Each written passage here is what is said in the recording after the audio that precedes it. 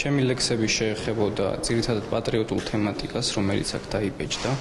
რამდენიმე შეიძლება რომანტიზმსაც მიოგუთნოთ და საერთო ჯამში მწერალთა კავშირი, მწერალთა სახლთან შეთანხმებით ახორციელებს მსგავს ძალიან მნიშვნელოვან პროექტებს ახალგაზრდა შემოქმედების ხელშეწყობისათვის და დღევანდელ სამყაროში, როდესაც ადამიანს არ აქვს სულიერი საზრდო და ის შესაძლოა დაეცეს იქამდე, რომ გაუტოლდეს პირუტყვს, ეს სრული ამ სიტყვის მნიშვნელობით პირუტყვი ნიშნავს იმას, რომ ის ვერ მეტყველებს. ადამიანი შეიძლება აქამდეც მივიდეს, რომ მან ვეღარ შეძლოს ქართულ ენაზე საუბარი.